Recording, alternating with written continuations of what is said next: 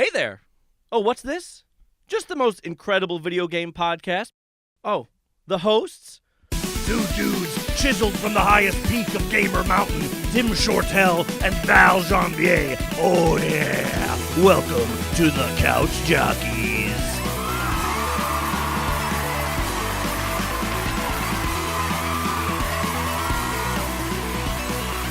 What's up, my dude? How you doing? My dude. My dude's Oh, I thought you were just talking to me. Oh yeah, this is the show. Well, you and everybody. Yeah. What's up, our dudes? What's up, our dudes and dudettes? We are the Couch Jockeys. We are a video game podcast coming straight to you from wherever you found this. Yes. I could have done that The better. podcast universe. Today on the Couch Jockeys, we are discussing betas. Yup. And I guess if they are the new age demos, we got a cool topic on that. Followed by our bit from the past today is why we loved 007 Goldeneye for the N64. I love that game. Which is going to be an awesome conversation, mostly because everyone has so many awesome memories with that game. Right, yeah. And I still play it. Wow. And today's party chat features trying to game when you have company over. I'm going to have to struggle with that this weekend. Yeah, and are a little limited to your game time. Like, how do you feed that craving? How do you make it happen? I'm sorry. I just had like a White Castle. When you just said feed that craving, I'm just like, feed the crave. For anyone who might be listening to this and also enjoying a White Castle burger. Right.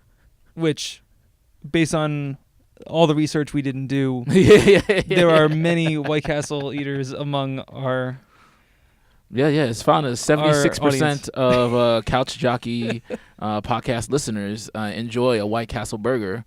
They say. They say. They do. Yeah, that's that's what the stats say.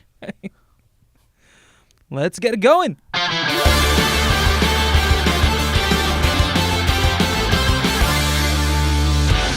This week's player select is using betas to entice gamers.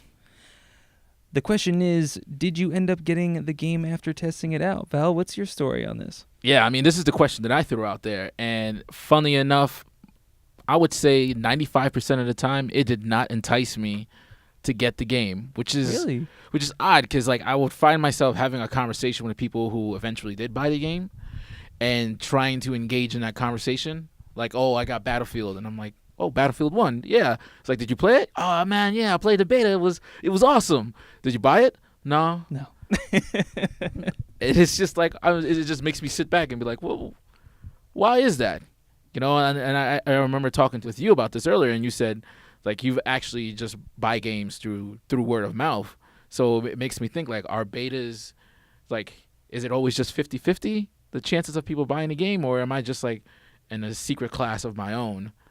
No, I mean, I think betas are definitely, on the rise of being really popular. I think it's a great opportunity for people to get a first look into the ideas of the developers and what, what they want to achieve with this. And I'm sure it's just a hype generator is what it is. Yeah. I mean, it's a beta. For those that are not familiar with exactly what beta refers to, they're basically telling you it's not finished. Right. But we're just really antsy to get this out, and we basically just want you guys to continue to talk about it and push it so that when it comes out, you get, these betas usually only last about like a weekend or they want to test out the multiplayer elements of it and like see people's feedback on like different levels and things like that. It's also a great opportunity for people to get some feedback, whether they do it on different forums or just in discussions. I'm sure developers, they look out for that kind of stuff. Right. And it's smart for them to do that. My personal experience with betas is that I'm always way too late. I jump on the bandwagon way too late. I end up missing all the good betas, to be honest. But ironically enough, I still end up getting the game. And like you said, it's kind of through word of mouth and through review, and that's that's the old school way of determining if you should get a game or not, is playing it at your friends or having your friends say, right. Yo, you gotta try Battlefield, you gotta try Division, whatever, and then I do, and 9 times out of 10, I enjoy just as much as they did. I mean, it's funny because I could remember like way back in the day when it wasn't even called a beta. It was just like you would get a demo from like Game Pro or like Electronic Gaming Monthly or something, and it would give you like 7 or 10 games that you could test out.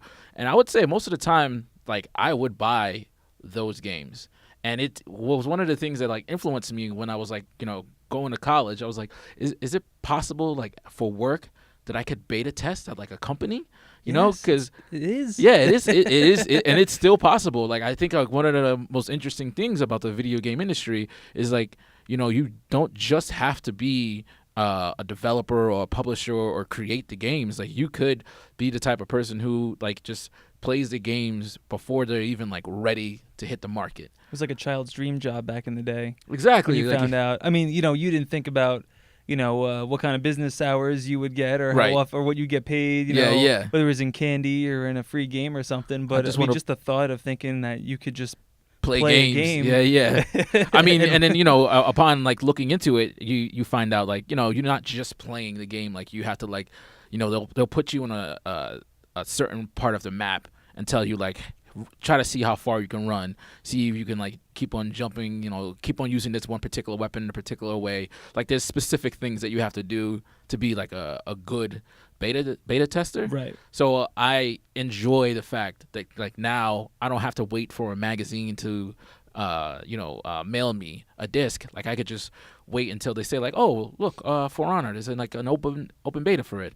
Test it out, and that's one of the games that I wanted to talk about, like because I played the beta for that, and it reminded me of like Dynasty Warriors, and I was like, you know what? It's a good thing that I played the beta, because I would have just flat out bought the game, and then been like, oh wait a minute, we started to hate Dynasty Warriors a little bit because of it's one of those games like even though some people would really love it, for me, I stray away from things that are like very repetitious, like you hit the same button and you get the same animation again and again, and I'm like I don't care for that.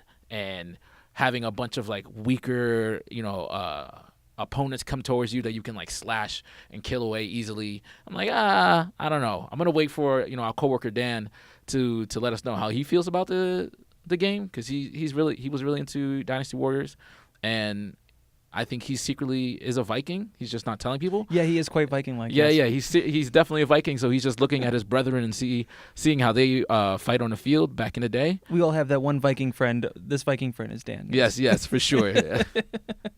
It's funny you bring up the old Game Pro demo disc, because it's weird. Now you got me thinking. So when a beta comes out, I miss the ship, but I still kind of end up getting it based on review. I actually really enjoyed that old school marketing tactic of just like throwing, it's something you would look forward to. You would get a new issue of, say, Game Pro, and there would be that disc in there, and it would be this like nice packaged game of small demos. Right. And I would end up playing games that I wouldn't even think about if I saw it on the shelf. Yeah, that's true. That I would end up playing. Yeah. But which sounds great for someone trying to get their game out there. Like, people are going to play this just because it was given to them. That there's some weird tactic in that, marketing wise, when a new game comes out.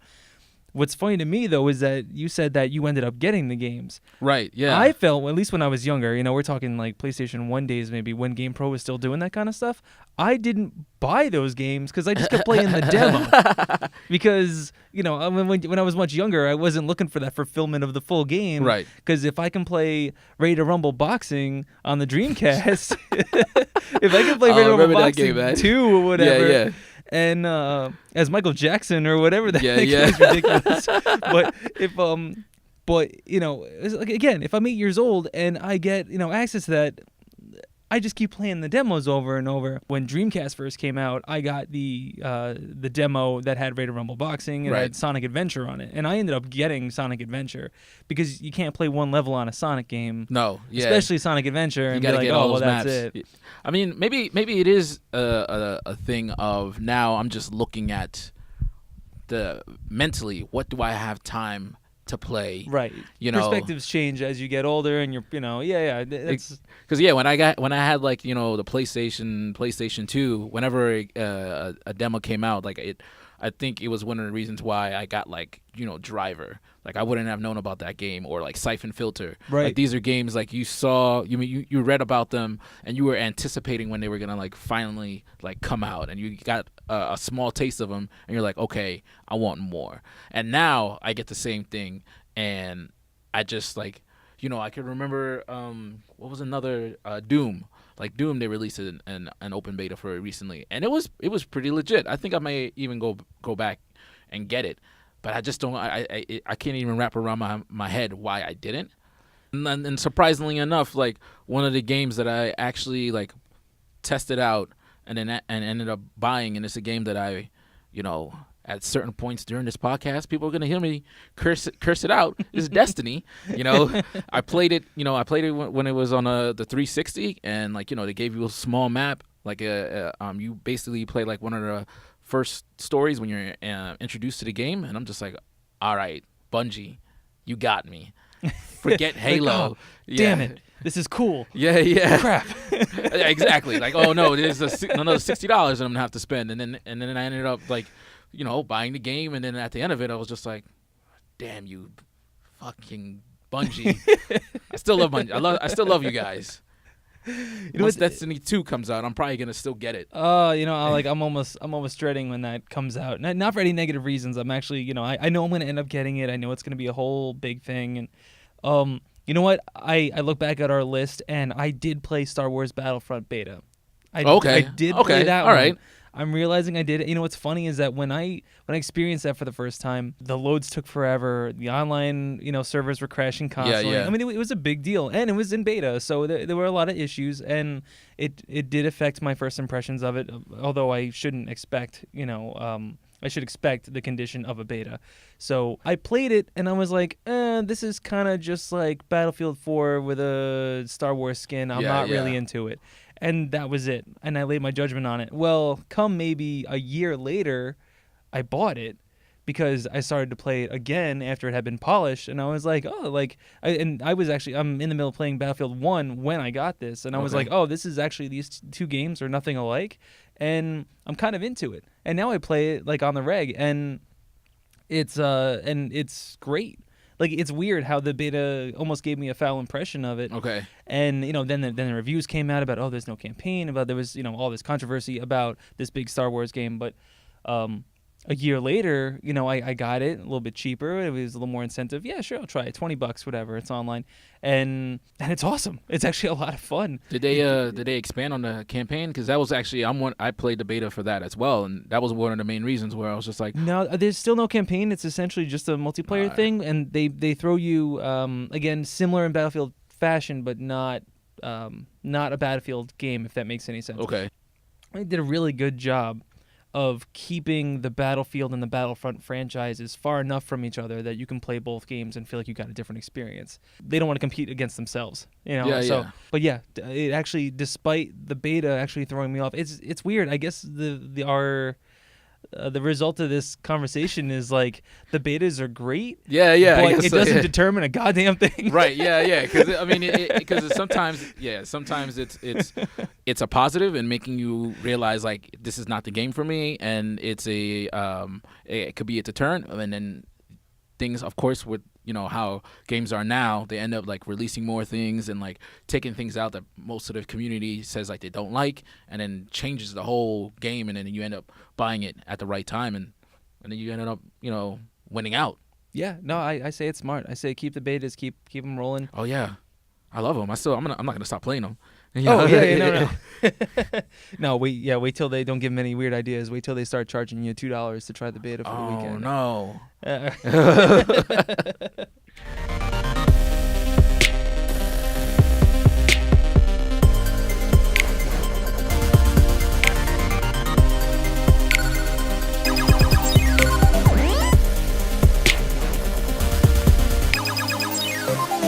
This section of Bit from the Past is about Goldeneye. The Goldeneye from Nintendo 64. The original. The OG. Yeah. Goldeneye. Not the remake, the original. Yeah. Oh, yeah. Not to be confused with the remake that came out sometime later, right? Yeah, on like 360. I think maybe 2-3 years ago with like Daniel Craig in it or something. Yeah. Yeah. Which it wasn't a bad game. Okay. I did play it. It wasn't terrible, but It's just I don't want to say oh no, it's not terrible, but it's still bad. No, Right. it was a cool game. I did enjoy it, but it is no comparison to my experiences and the impact it had on the N64 generation. I don't see how it And could. that's what we're here to talk Right. about. Yeah. Sorry, Daniel Craig. Sorry. Hey, Daniel Craig. Listen. Keep making movies. The work that you do right now is amazing. I love what you're doing with the 007 franchise right now. Oh, totally. You're gonna be missed, and I know you're a listener. So call us whenever you want to. Okay. But this is what we're talking about. We're talking about GoldenEye, the original with, Pierce Brosnan. For me, that was like one of, like, I can attach a memory to one of my first person shooters Yeah. that I got into and was just like blown away. Even though, like, if you look at the graphics now, people are just going to be like, what were you guys playing? They're so tough to look at now. Yeah. But it just felt like, especially if you like watch the movie or any of the like 007 movies, like the feeling that it gave you was it made you feel like you were James Bond and you were going through this story. Yeah. It kind of like gave you bits that were in the movie and like kind of explained how did you get to that point. For the simplicity of the things that it was capable of, just having like damage on a wall because you shot the wall was amazing. And like being able to use gadgets, like how many games at that time had gadgets that you could use that were like badass, like the simplest way I could think of it. Oh, there was nothing cooler than playing that game. And the second mission, it didn't even take that long. The second mission, crawling through events and just dropping into a bathroom stall and just as fast as you can taking out like 6 guys and no one knows you're there. I'm like, man. damn, that's cool. Yes.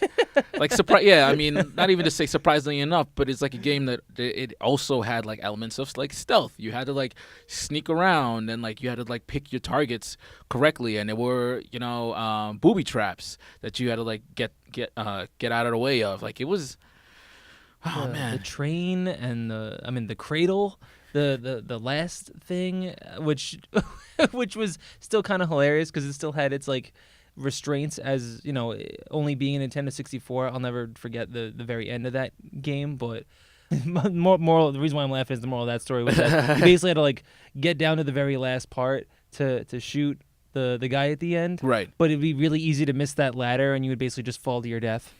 Yeah. But the reason, I think it was definitely the first multiplayer shooter that really went widespread.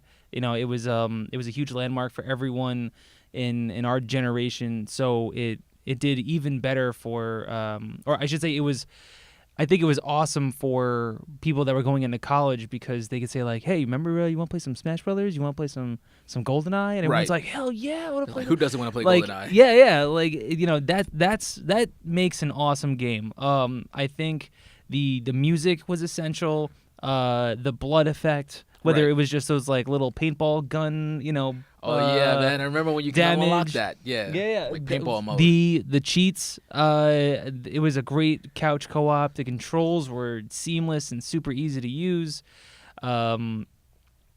They used a classic franchise that everyone knew.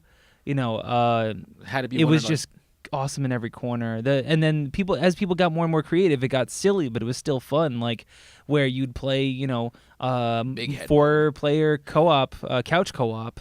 Yeah, well, yeah. Besides Big Head Mode, they would, 4-player couch co-op, like rocket launchers only. Right. You know what I mean? And people just screaming at each other, or even worse, proximity mines, because they would get crafty, hide them in weird ass places. Yeah. And then you'd pass one and just blow up, and then just scream at your TV while your friends laugh at you. Like there was something, I don't know. I don't even know if it was intentional. By design, but like if that's what the developers, like if that's what the developers wanted, or if that's what their intention was in the game, was to be that good, but it just panned out on so many levels. I mean, I feel like especially a lot of people can identify with the fact, like you just said, like if you're in college or you just have like a bunch of your friends coming together, like it was one of the first like LAN party games. Yeah. So you just have like a bunch of people like just getting together and spending hours just like doing multiplayer, or just like you said, just trying to help you out, figure out a mission, putting out the difficulty level, trying to see if you could beat the game on hard. And of course that meant like you had less life and you got hurt much quicker. I think this is the game that like I feel like just started the ball rolling. It opened the door. Nintendo sure. will always have this. If they were able to actually like make a new generation of this game, not changing much of anything, but just like if it's gonna be one of like the virtual console games on the Switch when that comes out, it would be great to be able to like play it again, because I could just remember like I used to work at a video store, and I had to rent that game before I even bought it for like the Nintendo 64, and it just like was just so fun to just feel like, oh, I'm James Bond. Oh, yeah. I'm flying in this plane going down to like down a valley. Like it was just the world's shortest level ever. Yeah. And yeah, I mean, and like back to what I was saying before, like if it wasn't for games like this, like I think for console gamers, we wouldn't be used to having like a LAN party like type of games where you would like just someone else brings their console, and then like someone else brings a TV, and you guys are like playing, instead of you're just playing like 4 people, now you're playing like 4 against 4 or like 8 against 8. Like right. Of course later titles that gave you that ability, talking about first person shooters like I said earlier, were like Halo, which I remember like when I was in college, it was the only reason, one of the things that got me close to my coworkers when I worked at a department store. Like everybody just got together after work and like play this game, and I'm just like, yo, I need to get sleep. But we got to beat this map, yeah. Yeah, there was. I think that's hilarious that there's like, especially if you're in a new place, new coworkers, or you're in a new class, right? You're trying to get trying to meet new people. It comes down to like, oh, hey, do you watch sports, or hey, you like the Mets or whatever? Yeah, and then one of those questions is like, you want to play some Goldeneye? Right. And like, yes. I feel like that is, or seriously, or like Smash Brothers, or maybe Mario Party. And have you played it more recently, like as a more grown gamer? No, because that game is hard. Yeah. Like if you take all the cheats off and stop playing it on the easiest mode, everything is a bullet sponge, and the alarm goes off at any other move that's not a perfect one. It's tough.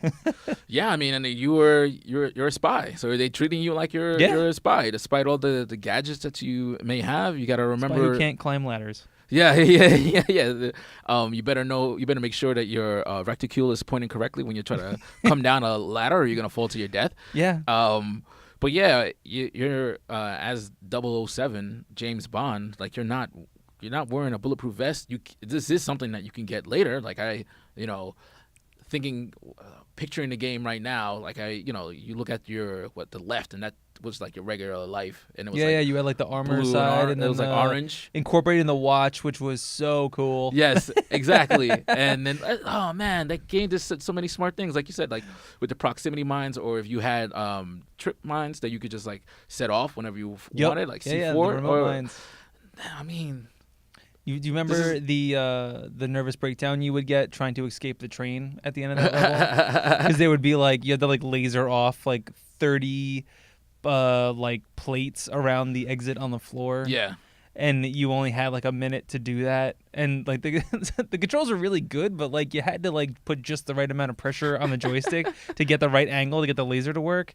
And Natasha would be behind you, just standing there awkwardly, because video games weren't developed enough to show anything other than just her awkwardly standing there. Yeah. And then you would just beep beep with your little laser watch thing, and I had a hard time with that one. That was tough. That game made you sweat. That's all they wanted to do. And then you got to run. It wasn't even like you dropped into the exit and then that was it. They actually let you run. And if you didn't clear the train, you would still blow up. So yeah, that game was crazy. The only negative thing Oddjob was a problem. That's the only thing that nobody liked the guy that was Oddjob when you played multiplayer, because we all knew that you were going to be half the height of everyone else and impossible to shoot. And it was just like, thanks. Like that's the reaction everybody would get. Is like, if you had any self-respect, you would not pick Oddjob. That's the benefit. That's the benefit of mastering the player that most people are gonna avoid playing. Like, hopefully at some point we're gonna, I feel like it comes up a lot. We're gonna talk about like our love for like Super Smash Brothers, but I was the guy who always picked like Pikachu. Because it was just like, a bunch of guys. Nobody wants to play the character that's like Pikachu. Like, right, okay. But to me, like, Pikachu was the best character you could have because he was underassuming. How many people are gonna go for that? So Oddjob makes perfect sense because he's like, you're trying to like shoot at him and then you got to point your weapon down and he's already going after your knees. Yeah, you would have to it would look so funny. I used to love playing slappers only in Goldeneye, but there was no animation to actually hit you, so you would kind of just be bumping chests. But on each other's screen, you would be doing this karate chop, and you just listen like, psh, ah, psh, ah, psh. It would be so stupid, right? But it would be so much fun. Oh man, that game. See, you don't need these crazy, multi-million-dollar graphic jobs. Sometimes it doesn't. All right, I mean, they're pretty sweet. I mean, at that time, you don't need it to make a really good game.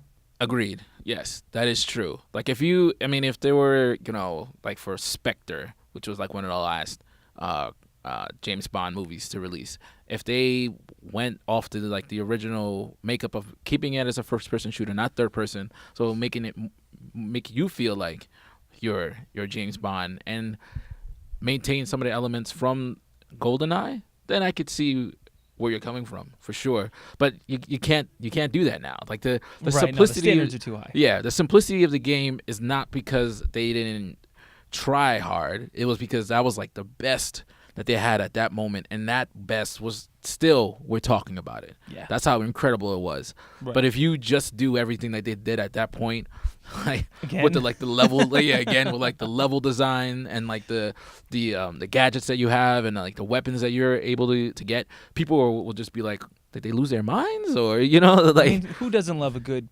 PP7? Who doesn't like a good clob? That's all you needed. Yeah, nobody used the clob. I never got the golden PP7. Was that the one? Is that right? Is that a cheat code? Yeah, there was like a cheat code. Like I tried to avoid with 7 bullets in a round, and you could just kill anybody like instantly. Oh, man. There's a lot of great like memes on Goldeneye too. But I mean, it all comes back to showing like how much impact that game had. And what was strange enough is that then they made The World Is Not Enough, which didn't really have nearly as much impact. I mean, right. I think it was a cool game. I did play it, but I don't have nearly as much memory of like the details and the way that I felt. I know they explored some new things and definitely tried to kind of up the ante a little bit. Yeah. After you come out with a game like Goldeneye, everyone's looking for Goldeneye too, right? So they, so they made this game, and it's not that it was bad, but it didn't have that impact, or maybe they changed it up a little bit, or sometimes there's risk when you try new things, and I just don't.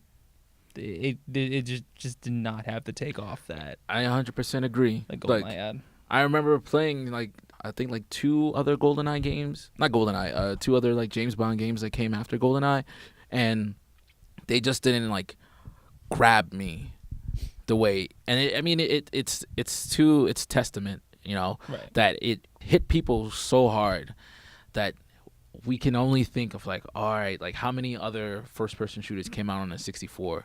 Okay, there was Goldeneye. Does any other one matter?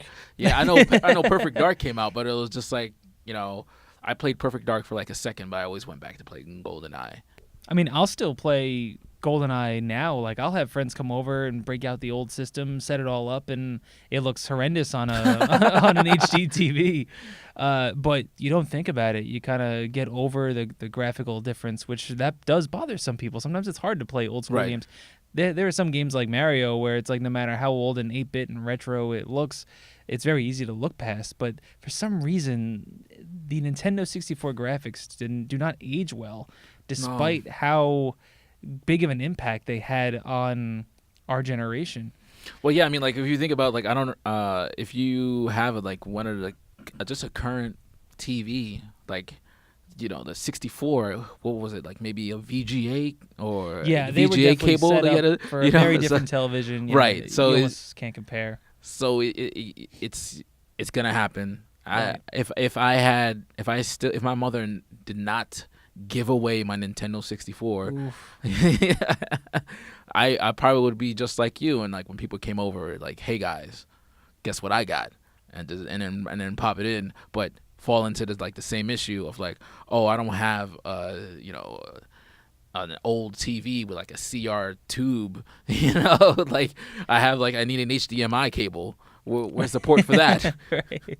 Is it because you got bad grades, Val? No. She gave it away when what was it? It was like because I still had it. I still had like other systems as well. Like, but when I went to college, she was like, "Oh, you're not playing this anymore," and just like, so let's get rid of it. And then like mailed it to family, and I'm just like, don't I need it? Screw family. It's my game.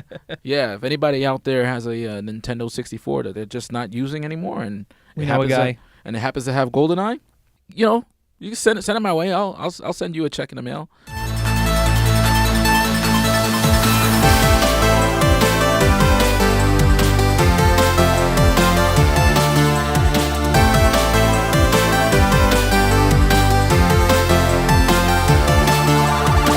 All right, guys, and we're going to end today's show with a party chat about, hey, what do you do? Hey, Tim. Hey, Tim. Hey, Val. Hey, folks out there. What do you do when you're just trying to relax, play a video game, and then the relatives come over? Yeah, that reaction. Just sigh. And for me, this is something that I have to seriously think about for this weekend. Right. Because my mother-in-law, who this is going to be her first time visiting me and my wife in our new place. And who, when she listens to this, we are super happy to have you. Yeah. Anyway. I'm so happy for you to see what we have. Right. And to show you around New York. Oh, that's right. Oh, yeah, you gotta do the touristy things. That's right. And then my sister-in-law is coming as well, who I've mentioned before, who hooked me up with Destiny for the Xbox One. I'm still playing that game. No, I'm not.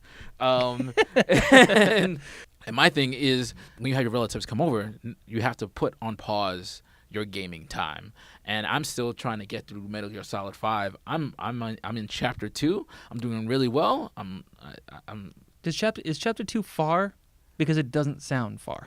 Well, I mean, like there's like at Chapter least 2 sounds like you got through the tutorial. Well, I mean, the way the game is broken up is like, I guess the first chapter is like 28 to like 29 missions, like regular missions. Oh, okay. Not counting like side missions.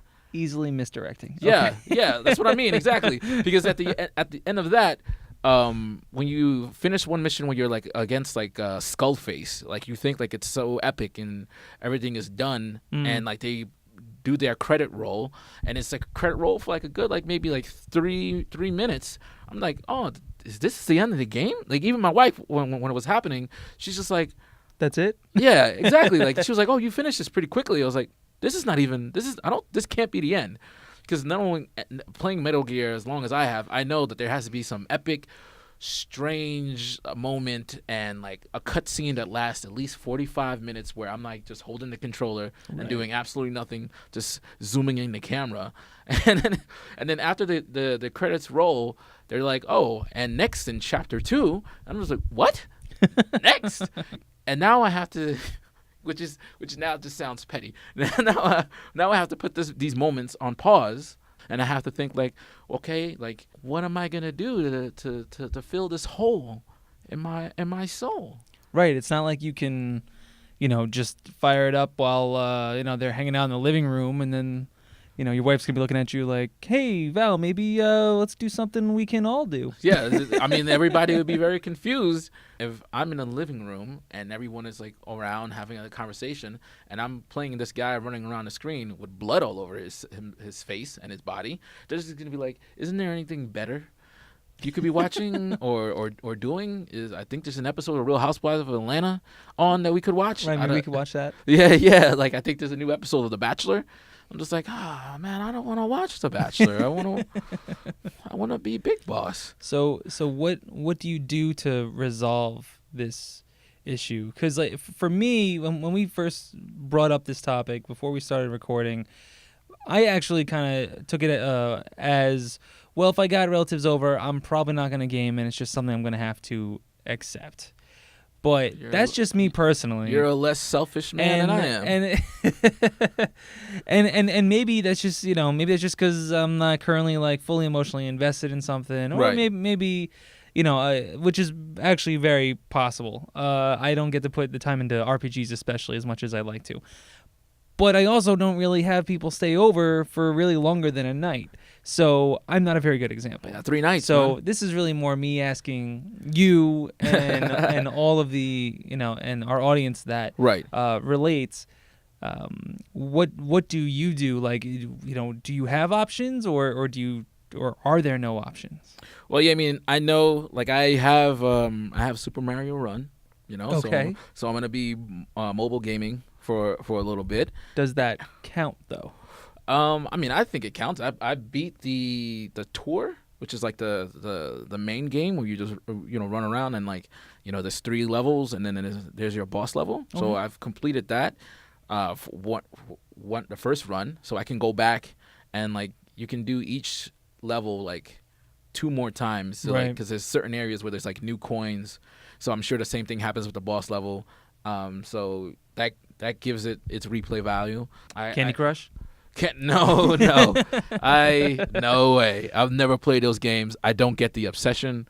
Just like Bejeweled. Like, what are you doing? Like, that's your thing. I mean, I've played them, but I just meant in reference to what do you do with this time where you really want a game, but you're not gonna have access to your console or your PC or what have you because you're limited to someone's in the room or you gotta spend time with relatives, and not that it's addiction, but sometimes you just want to play. You just want some time to game and meet with your friends. And I think that I'm probably gonna utilize my Steam account much better. Like there's another option. Yeah, I have Portal and Portal 2 on there. So I've already beat Portal. So this will be my chance to sit in the kitchen and figure out Portal 2. It was gonna be like, where's Val? Yeah, why is he not spending time with us? He's slow cooking a roast. That's what I'm gonna be. Just like I need to pay attention to this as the whole time it's in a slow cooker. I have a different style than you guys, and I like to play a video game at the same time. Your showers are going to be at least 45 minutes longer. Because you're going to start the water and then also happen to start Mario Run, and before you know it, you have been in the bathroom with the door locked for 45 minutes for a 10-minute shower. And and depending on what happens Saturday morning, because I find myself to be like most Saturdays I like to play soccer. Okay. As being a couch jockey, you gotta stay healthy as well. Right. We do promote good health here at Couch Jockeys. Yeah, of course. So Saturday morning I might play soccer when I get home, and I don't know if any other people do this. I suggest you do. Is I like to take a nice little bath. Toss in a couple of bath bombs in there and let it fully relax. Flower petals? I haven't gotten the right flower petals yet. Oh, soon. Yes, it is so much about the choice of flower. And that will take away the 45 minutes that I usually that my wife has given me. Like, she understands that I like to do this. That this is the one time in the week or the month that I pamper myself, if you want to call it that. It's me time. It's me time. So I'm not going to be doing that.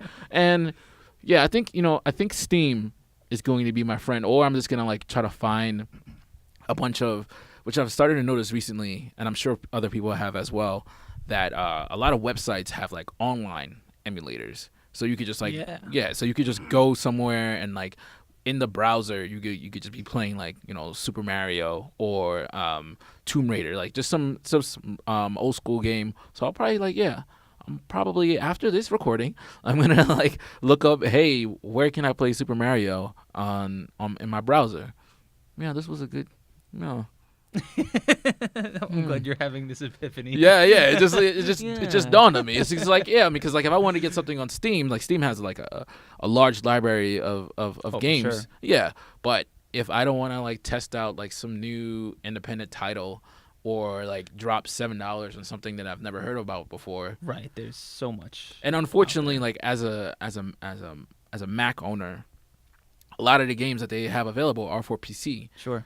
Or maybe they might even have like Grand Theft Auto. Look at me, like in a moment, like, yeah, all right. This was a very helpful discussion. Yeah, for me. what we've learned is that gaming can kind of be anywhere. Yes. And, yeah. I mean, it's both the solution and the problem, I suppose. right. Yes. Yeah. I mean, I'm definitely like, it's not like during when we have dinner or like we go to brunch or like when we're walking around that I need to play a game. It's just like those those moments at home when when Cynthia, that's my wife, when she's distracted doing something else, and I feel like, oh, all right, this is my time to get a game in, like that's gonna be eliminated. So I can accept that. Right. Steam, for those of you who are exclusive console gamers, Steam is a platform that serves a lot of modern day games. Consoles and PCs. I mean, there's an eternal argument about this, but I'm not gonna say which one is better or the better option, but consoles and PC are not at such a dramatic level as they once were. Right. PCs have always kind of been the supreme because they've always been able to be the most up to date and to always have the latest and greatest, whereas consoles are usually kind of, self-contained packages and they just upgrade over years. Yeah. Whereas like a PC, every other month you can go get a new GPU and Yeah. But they are, the margin between them is definitely starting to close, and Steam is basically like the iTunes of games where you can. Yeah, because that's kind of what it is. Like, you can pick up games that you'd pick up for your Xbox or your PlayStation can be bought on the PC, and as long as your PC can handle it, it does just as good. And some people even prefer it. We have a couple people at work that are coworkers of ours that are exclusive PC gamers, and they really like it. There's a lot of kind of like turf war, between like, oh, consoles are better than PC, whatever. But yes, Steam has made that market primarily all digital. Yeah. Sales. You don't have to worry about buying a disc or anything like that. I don't think there's really much left in regards to PC games being physical anymore. So they have sales left and right. A lot of people that are very big on Steam are constantly smile and cringe at the same time because there are a ton of sales and they end up buying a ton of games very cheap, but then they have a massive backlog because they buy it all and don't get to play them all. It's going to be me this weekend. That's going to be But anyway, that's for any listeners that happen to not be familiar with Steam. Yeah. And you never have any of these issues? You just like hanging out with the family and talking and putting the game on break? No, it's definitely not. No, it's not just you. I think that as a gamer, I just have a tendency to stick to games that either I don't mind putting down for a small amount of time, and I don't forget the storyline, or say, I'll give you an example. So I could put down Skyrim and pick it up at any time because it's just so big. Right. Like, there's just so much going on, and there isn't really a start and finish like a Zelda game, which has a big start and a big finish. And then you got games like Rocket League, which is a game that is essentially just the same thing over and over, and I can start and stop that as I please. I notice that I don't play it as well when I put it down. Yeah. I'm still recuperating from my horrible playing in the past 2 weeks. But so the games that I primarily jump to, it's okay to put down. And I usually have, if I don't get to do it in that weekend, then I actually do get to do it for an hour or two after work during the week. So, but that's, our conversation was being pulled away from it for a week and a half. Yeah. Which, that becomes a problem, but I probably haven't done that since maybe my last vacation. But that doesn't count because I chose to go to this place and to go snowboarding or whatever. Right. So, like, yeah. I didn't, I'm not forced into downtime. Like, having family over is being forced out of your game for X amount of time, unless you can sneak it in by putting the system in another room or going by other means of gaming. Yeah, yeah. You know, so I don't think it's a selfish thing. I just think that maybe my personal scenario is just I just don't have relatives staying over. They all live about a half hour from where I live. Yeah, so. I mean, I'm just gonna take the TV and put it in the bathroom, and That's what I'm saying. yeah. Not too close to the bathtub though. Oh no, You don't want to ruin the pedals. This is true. Yeah. Ladies and gentlemen, thank you so much again for listening to us ramble. Yeah. We are the Couch Jockeys. Which can be found online, Twitter. Yeah. Insta. What else we got? YouTube. SoundCloud. You know, all those other sites that you have all of your shit all over. Yeah. Just we have that too. Just search Couch Jockeys podcast, and you'll find us out there. That's us. I am Tim Shortell. And I am Valerie Jeanvier. Game over. Yeah. I said it before you did. No, all right. Just kidding. Thank you, guys. A game over. Yeah, when you did that.